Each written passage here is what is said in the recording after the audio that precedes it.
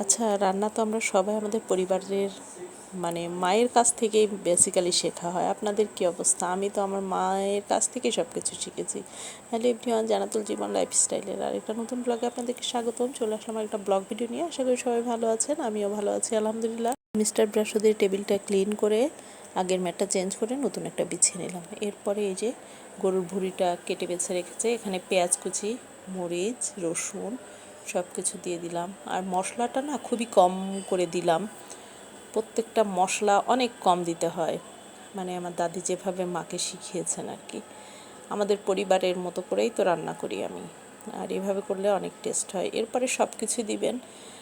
আমি 1 চা চামচ আদা বাটা, 1 চা চামচ জিরা বাটা আর একটা রসুনের অর্ধেকটা আস্ত দিয়েছি, পেঁয়াজ 1 কাপের মতো, তেল দিয়েছি পরিমাণ মতো, লবণও 1 চা চামচের মতো, সব কিছু দিয়ে খুব ভালো মতো এই যে মেখে বসিয়ে দিলাম। আর এদিকে কাঁঠাল নিয়ে আসছি কিনে, এত মজা, কাঁঠালটা একটু নরম ছিল কিন্তু খুব মজা খেতে, মিষ্টি। তো যাই হোক, এইখানে অল্প একটু পানি অ্যাড করে নাড়াচাড়া করলাম।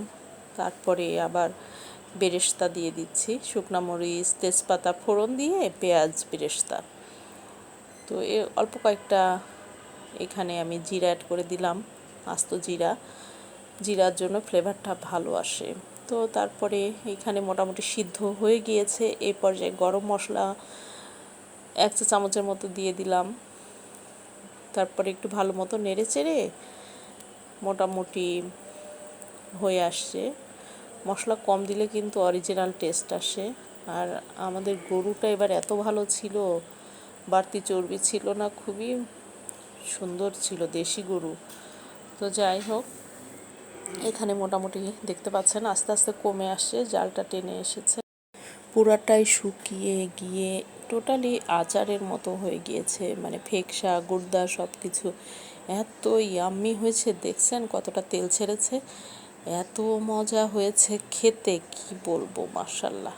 তো চালের রুটি নরম ছিল, সেই সাথে তো অমৃত স্বাদ, যেটা আমাদের বাড়িতে আমরা কোরবানির সময় এভাবে করে আমার দাদি রান্না করতেন, আমরা খেতাম ভীষণ মজা করে। তো আজকে পর্যন্ত। আমার ভিডিওটি ভালো লেগে থাকলে লাইক কমেন্ট শেয়ার করে আমার চ্যানেলটিকে সাবস্ক্রাইব করে দিবেন।